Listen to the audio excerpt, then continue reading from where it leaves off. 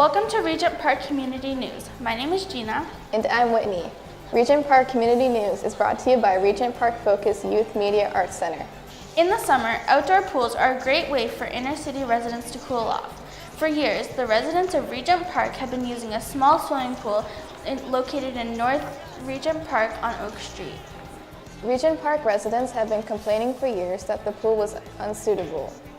The pool was always underused as most residents prefer to travel to other swimming pools located elsewhere. Some residents even travel to Ashbridge's Bay Beach swimming pool. But not anymore. After 18 years of planning and debate, the City of Toronto has decided to put in a bigger Olympic-sized swimming pool right here in Regent Park. The residents of Regent Park couldn't be happier. Wow, 18 years? That's a pretty long time to wait for a pool. The Regent Park Aquatic Centre finally had its grand opening recently. Residents and politicians gathered for the ribbon-cutting ceremony. The $14.8 million aquatic facility is located in North Regent Park, just east of Sumac and Dundas Streets. It features a lap pool, leisure pool, warm water pool, Tarzan rope, diving board, and water slide. RPTV cameras were rolling as residents and people from surrounding neighborhoods got their feet wet for the first time. It's wonderful. It's something that the community has worked for, and it's great to see it finally happening. This aquatic center is fabulous. It's a great facility. It's what the community has needed, so it fills a big need in what people have. But I think more than anything, it's part of a set of infrastructure that are coming into what is a new neighborhood. A neighborhood is not just about buildings where people live or businesses they shop in, but also where people play, where recreation takes place, and where people can meet each other. Their kids can enjoy the same sort of activities. It's an exciting piece of infrastructure. We've always said that Regent Park and the rebuilding of Regent Park is not about bricks and mortar. In fact, even though I think there's a fair number of bricks and mortar and cement in there, it really is about people. And a truly healthy and strong community, as we know, is built on places where communities and people come together. For a long time, Regent Park, and if you've lived in this neighborhood, and I live not far away, it felt like the city didn't care much about this neighborhood. There was nothing that had been invested here. There was no new facilities. It didn't feel like there was any interest in what might happen in this neighborhood or the people in this neighborhood. So I think seeing this pool means that now there is an investment. It's a big public commitment to what is this neighborhood and its future. Pools become part of a process for building community because what we do know is that lots of different people use a pool. It's not a socioeconomic issue. It's an issue of recreation and of coming together as a community. And so it's a really nice way of coming and meeting your neighbors. This is the Regent Park Aquatic Centre, but it is not just for people who live in Regent Park. It is for people who live in Cabbagetown to the north and to the west. It is for people who live in Corktown, but it's also for the entire city. Everyone in Toronto is welcome to come and swim here. This is one of the things that everybody is hoping will make this a cohesive neighborhood, that will get the new condo owners to associate with the people that were here before, and the people that were here before to associate with the newcomers. That new pool is beautiful, is wonderful. Come on down to Regent Park. Radio Regent is an internet radio station located at Regent Park Focus Youth Media Arts Center. In an effort to promote the awareness of the station, Radio Regent hosts a free community event each month called The Jam. The Jam is an evening of music, storytelling, dance, poetry, and entertainment featuring talented artists and musicians based in Regent Park and the GTA. Many of these artists are previously featured on Radio Regent.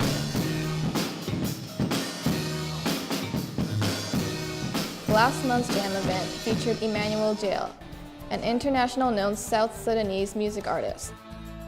كيف يا جماعة؟ سلام؟ ها؟ Emmanuel has performed with the likes of Alicia Keys, Peter Gabriel, and even George Clooney. انتم قاعدين تشوف Regent Park Community Television. What's up, people? This is Emmanuel Jal. You're watching Regent Park Community Television. He was also a former child soldier and an activist, and he hopes that his music can educate people about the issues of conflict in war-torn areas like Sudan. Here he is being interviewed on Radio Regent. What happened is after war happened, so we keep running from one place to another. And so I got separated by with my mom, so later I heard that my mother died. And so all my aunties too, I came to hear the news after a long time too. And that's where your drive and passion to tell the story came from, and that's where music, I take it, came from as well. Well, really what happened is, what drives is every place that I went to, I always tell what happened. So if we arrive in a village, and I will always explain what happened to the other village, and I'll always explain exactly, gruffly. Sometimes adults will try to hold my mouth. But I think it happened that way, that when I see something, I talk about it. When I arrived in Ethiopia, I spoke about our journey. I told it to other young people or to other people, and other young people were telling their story and their experience, and sometimes I got shocked. And so I'm now rapping not because I think I'm an accidental musician. I didn't decide to choose this way, but I came to realize it was a form of communication in which I can communicate. And so later on, I came to realize I can tell my story for social emotional learning, to raise emotional intelligence, and to put a spotlight into dark areas. Emmanuel's performance was well received. And as always, this month's stellar lineup includes the House Focus Band. They're great, aren't they? For sure. The Jam is sponsored by Regent Park Focus in partnership with the Daniels Corporation, Toronto Community Housing, Artscape, Toronto Arts Council, and Ontario Arts Council.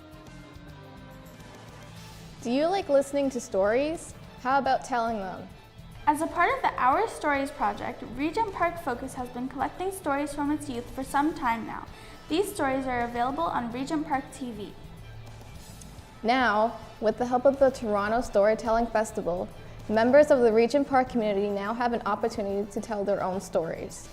On March 21st to 24th, Village of Storytellers Regent Park will feature an array of storytellers from the Regent Park community. And so we'll put the food on the donkey's back, and they could go through that pathway. And yet the aroma of the food was so strong that the hooligans could not resist. But there was a catch.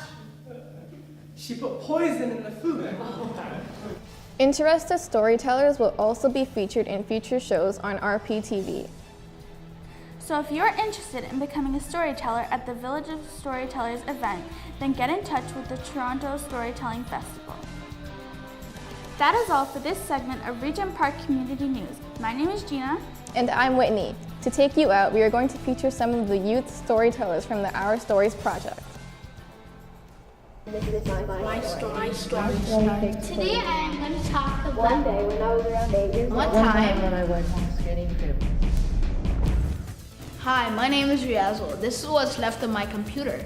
One time I started playing my computer. I was on it from about 8 in the morning. This was on a Saturday, so no schoolwork was missed.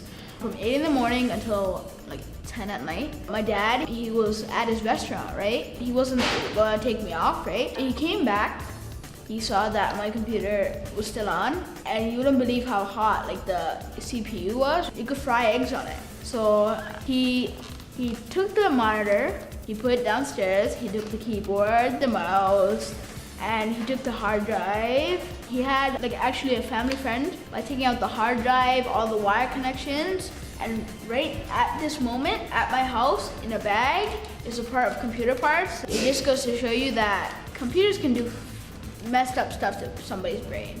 The moral of my story is never get my dad pissed off.